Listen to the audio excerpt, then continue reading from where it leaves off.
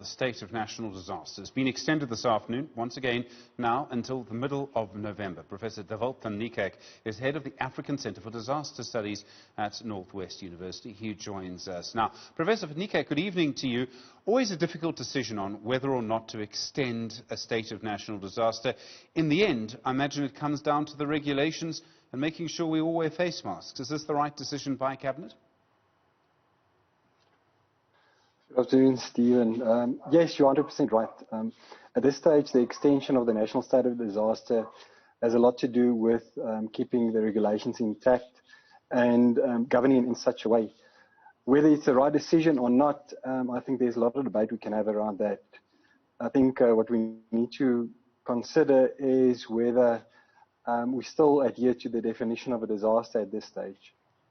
I mean, that's a complicated conversation as well. We all know, and there's been some criticism of the State of National Disaster Act, never really designed for a pandemic, never really designed to be extended in the way that it has been. Do you believe that we are still, not legally, but in a disaster state, if you understand what I'm saying? Yeah, so if we apply the definition as per the Disaster Management Act, there's two components to that definition. And the first part says a disaster is an event that threatens to cause. And then the second part says that it causes. So there's a definite preventative measure that was built into the definition of a disaster. Currently, I still believe we find ourselves in such a situation that we need extraordinary measures in order to mitigate the situation we are in. However, if you look at Section 27 of the Disaster Management Act, it also says that a state of disaster is not relevant to other legislation, adequately makes provision for the situation. So my question now revolves around the months that we've had where we could have legislated certain elements that would make the national state of disaster probably not necessary at this stage. And I see what you mean. In other words, we could have passed other laws by now which would have been perhaps better able to manage with this pandemic. Absolutely, yes.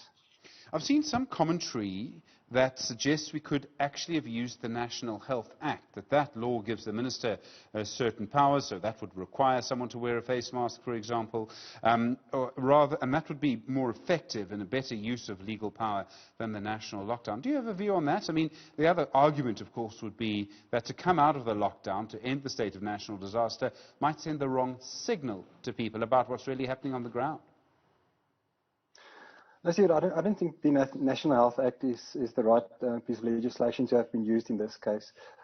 We've been living with this now since the 5th of March, and a lot of things has happened, so it's almost become normal for us. But we must remember, going back to the first case that was reported in South Africa, we had to implement certain extraordinary measures, and the National Health Act does not make adequate provision for what we had to do.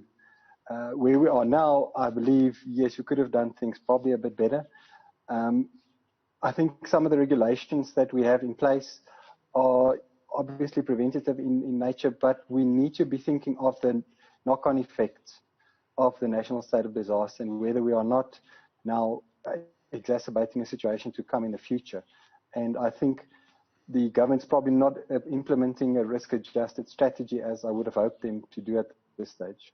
When you say a risk-adjusted strategy, what do you mean? Do you mean different states of lockdown for different areas, or do you mean a sort of more flexible approach generally? I think it's a bit of both. Yes, our first priority is to save lives and ensure that we keep the possible second wave down, like we've seen happening in Europe now.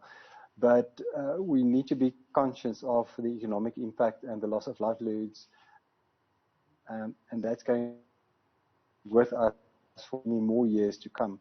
And I think government could have applied their minds much better in this case. Professor Dewald van Niekerk, thanks very much indeed. Head of the African Centre for Disaster Studies at the University of Northwest.